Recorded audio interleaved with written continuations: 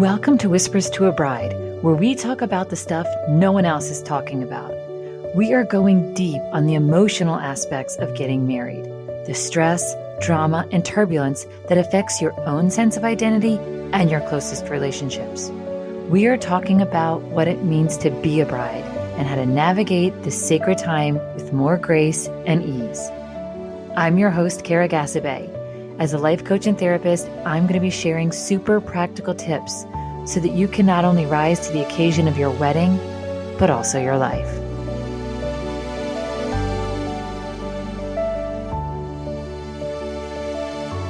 Hello, and welcome back. I am Kara, your resident bridal coach and wedding therapist. And today's topic is be nice. Now, if you have been around my work for a while, you know I am giving lots of advice in helping you navigate and manage those bumpy moments that come about when you are planning your wedding, the issues you have with friends and with family and your fiance, right? With so much change and overwhelm from planning this big life event and going through this major milestone, our relationships get really shaken and destabilized. And so a lot of what I help clients with is how to sort of navigate that, how to communicate through it, how to see the other person's perspective, hold space for just the discomfort of change.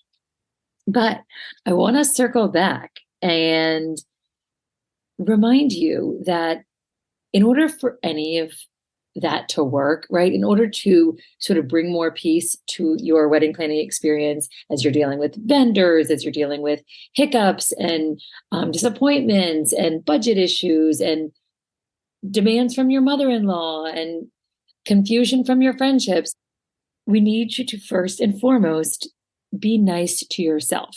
And I know this sounds like so, I don't know, basic and vanilla and kind of blah, blah, like internet inspirational quote, just pass it by because we're all sort of over it. But I find that it's so useful to really take a more serious look at it. And there are people that study this. Kristen Neff is one of the most famous researchers on self-compassion. And this is actually like the heart of the matter. If you want to have more peace in your relationships, if you want to have more alignment and calm and joy in your wedding planning experience and in your life, you cannot skip over the self-compassion piece. This is really like the foundational aspect that is going to really solve a lot of your other problems and also going to recenter you when you get off kilter, which is the way of things. But I think we just sort of see self-compassion. And I think this is the other part of it maybe too, that makes us kind of glaze over when we hear the term, is that we think it's like that self-care, like bubble bath pedicure thing. And those things are like lovely, but they're not really getting to the pain that we cause ourselves on that emotional level inside of our heads. What are we saying to ourselves? How are we holding ourselves to impossible standards? How are we just failing to be there for ourselves and have our own back and be our best champions and supporter? And we talked about in a recent episode, this idea of parts of you. That framework is really important here. Just the idea that we have these different aspects of our personality and they all are sort of competing for a seat at the table and a voice. And so this idea of bringing self-compassion is the other sort of fundamental component of taking really good care of yourself. And when you take really good care of yourself, you can take really good care of your people, your loved ones, and you can take good care of your life and really accomplish the things you want, experience the things you want when you are kind to yourself. And because our culture is so individualistic and work and delay gratification and rewards are later and the hustle and the grind and to keep up with the Joneses, all of that doesn't really lend ourselves to thinking that self-compassion can be the way of success or the way of getting your goals achieved and your needs met. But I really think it's important to just take another look. So today I wanted to sort of go through what Kristen Neff outlines as the three components of self-compassion. And I think you will find that there are no, long walks on the beach and those kind of self-care things, but really a deeper sense of emotional awareness and thoughtfulness that, again, what's so great about this, it's so easy. As you are driving in the car, as you are doing the dishes, no matter what is happening, you can be just trying this out for a few minutes, checking in on yourself, reminding yourself about the importance of self-compassion and how to do it. So the first aspect of it is just really that kindness versus judgment, right? The important part about compassion is that there's a sense of comfort and caretaking and wanting to ease suffering and really help that part of yourself. And we have a good understanding of what it means to be kind to other people. And that's usually inversely related to the kindness that we lend ourselves. And so I think it's just so important to notice the ways in which you're kind to other people and then check and see if you're doing that same thing for yourself. Or are you just constantly running this critic's voice of judgment? I should have done this. I should have woken up earlier. I should have spent more time with this person. I shouldn't have spent so much money on this. Like, right? We are constantly judging ourselves. And of course, there's good, valid reasons that our brain is set up to do this. But what we're trying to do here is just turn up the volume on the compassion piece and really see how can you just be a little kinder to yourself, a little gentler to yourself, instead of just constant critic, constant judgment, always missing the mark. Everything could have been a little better. I really find this with my brides that like, no matter what decision they've made, there's this feeling like, oh, I could have done this better. I should have, could have, would have, right? And that's just like a really emptying, depleting place to be, especially when you wake up the day after your wedding and that's all you can offer yourself. And so I spend a lot of time with my clients sort of cultivating this just notion of like, how can I be kind to myself in every moment? And how can I guarantee that I'll be kind to myself in the future? It's one of the ways that we regret proof our wedding is to decide ahead of time, I'm going to be kind to this version of myself. I am going to be kind to the bridal part of me that was walking through this experience with this set of pressures and this set of knowledge and this set of capacity.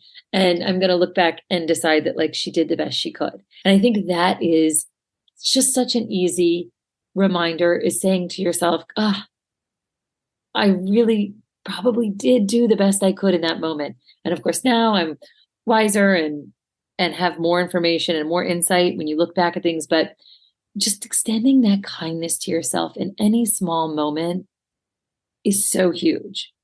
Which brings us to like the second point that Kristen Neff talks about, which is commonality versus isolation. This is so huge. We tend to, when something gets really hard, when something bad happens, we tend to really feel like it's just us. We lose our sense of the commonality. And this happens with my brides all the time. And I think it's really turned up in the age of social media where we are seeing the highlight reels. We're like, I was the only one who couldn't figure out how to accomplish this fabulous aspect of my wedding, or I'm the only one who has a mom who isn't just supportive and crying in the dress boutique and having this beautiful moment. Like I'm the only one who's struggling with a sibling who's going through a really dark time and isn't supporting us in any way, shape, or form. Like we all just tend to really self-isolate around our own problems and challenges and struggles and we just have this false narrative in our brain that like, it's just our own problem. It's our own crappy circumstances, or it's our own mistakes that got us here, or it's our own unique situation. When really that is so, it's the worst time to feel isolated. When you are struggling, when you are having a hard time, when you are facing something difficult, that is the worst time to feel alone, especially because evolutionarily, the most vulnerable we are is when we are isolated from the group, right? Our whole human evolution is based on us being a part of the crew, a part of the tribe, a part of the team. That's how we survive. We do not do well out on wide open spaces when we are alone, right? We got to where we are evolutionarily by being together, right? Our strength is in our togetherness, in our commonality, in our helpingness, in our cooperation. That's what we do best. But we tend to really self-isolate, even emotionally, just pull back and tell ourselves a story of like, no one else has been dealt this set of cards.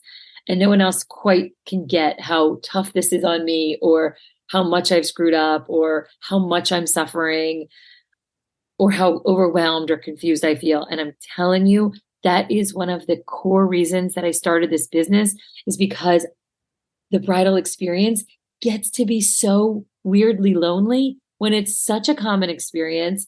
And yet nobody else wants to say how hard it was, or really talk about the shadow side, or really get into like the icky, tough moments and the conflicts and the just relationship drama that happens, and the self-doubt that goes on, and just the inner turmoil that happens as you're approaching this major milestone. We tend to really isolate because we think that like, if it's not all beautiful and wonderful, we're doing it wrong. And then by doing it wrong, we just end up being embarrassed and disappointed in ourselves. So we pull back even more. So it's just this idea.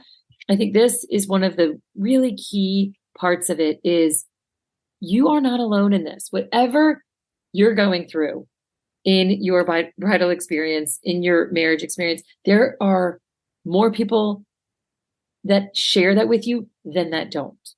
And I just think that every time you feel yourself withdrawing, I need you to lean into the idea of self-compassion.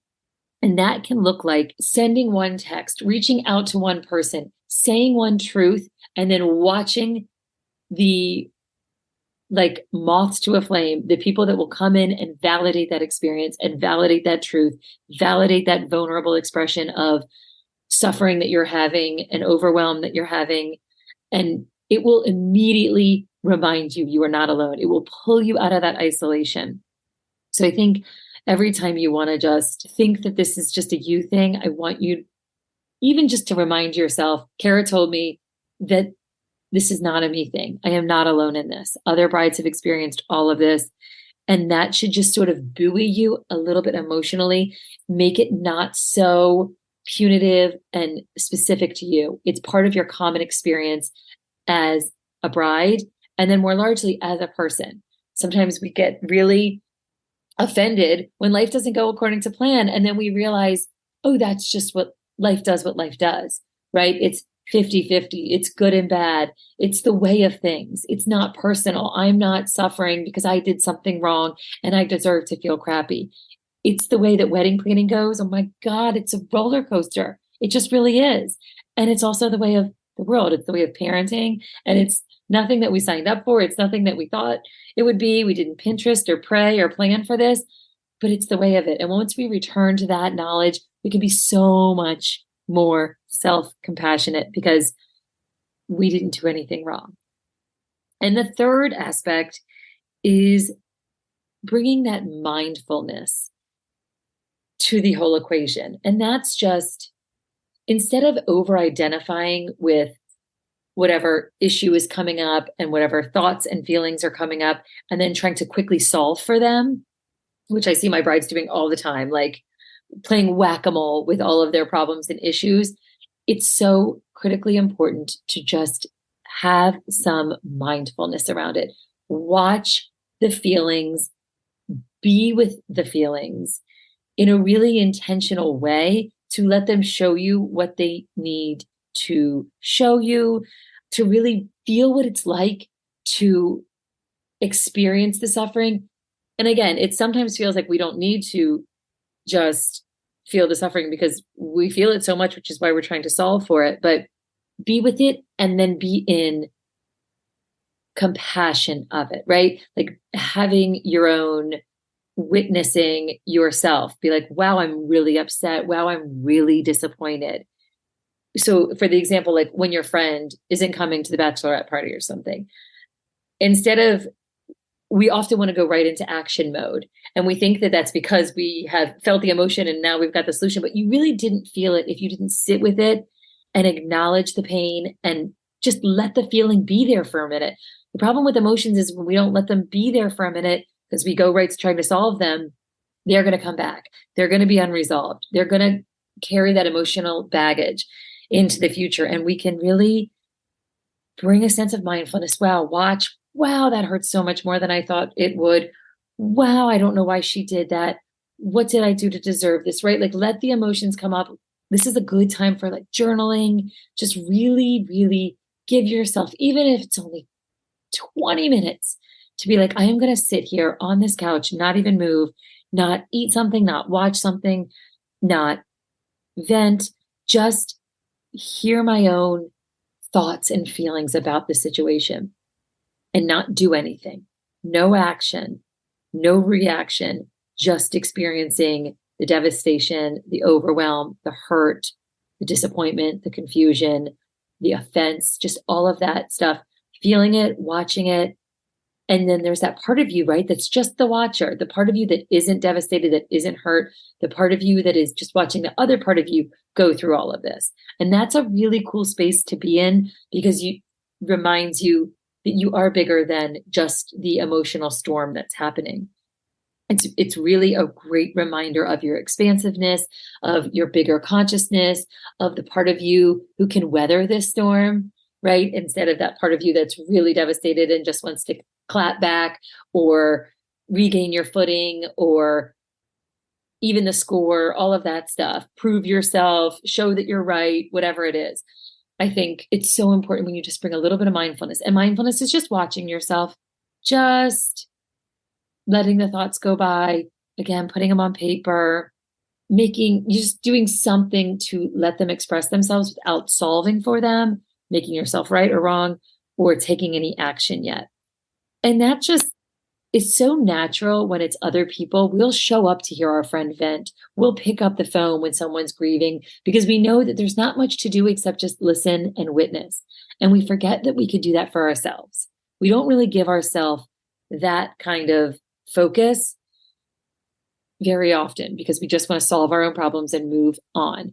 And I get it. It's the way that we think it should go. It's our natural instinct. And so if we can just add a little pause to bring some mindfulness to tough situations, that is all we need to do for self-compassion, right? A little bit of kindness and care, less judgment, a little reminder that we are not alone. This is the common experience. This is the way of it. And then a little mindfulness of like, oh, I don't have to solve this right away. I can just experience the feeling of it. And then from there, you will be able to take action in a different way. But we don't want to over-identify with the angry part or the disappointed part. We want to like let that work through and then move from a more integrated, aligned part of ourselves that has witnessed ourselves, the part of us that got to have the hissy fit, and then the part of us that got to witness it and care for the part of us that had the hissy fit, right? It's just true caring for yourself, caring for your life, caring for your body and your spirit. Then you can so much easier have that grace for the people in your life, have that creativity to solve the problems that your wedding is presenting, and most importantly, really be present for the experience of the love and the joy and the celebration, because that's the whole point of the thing anyway. So it's really hard to get there without giving yourself some compassion.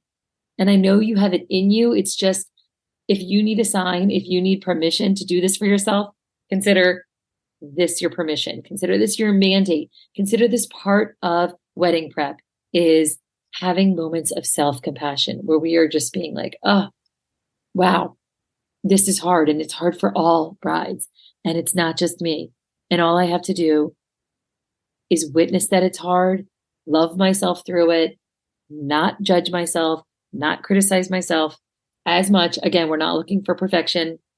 The inner critic we will take her with us everywhere. We're just going to like let her have a minute off while we let that loving, mothering, nurturing, sweet goddess side of ourselves come through just a little more often. That's all we have to do. This is not trying to change who you are. It's just a few moments, even if you did it 5 minutes a day, where you're like, oh, have I loved on myself? Again, putting your hand on your heart really does show that you're there for yourself. It tells your nervous system, like, somebody's got you. A part of you's got you while the other part of you falls apart. Anyway, I hope that little memo on self-compassion inspired by the great researcher Kristen Neff is helpful to you in your wedding planning journey. If this is something you want to explore a little more, you know I am here for you. So please do not hesitate to reach out. Grab an hour on my calendar. It's probably one of the most compassionate things you can do for yourself that will pay you back tenfold in your wedding and in your life. So reach out, KiraMaureen.com. And until next time, I am wishing you nothing but bridal bliss.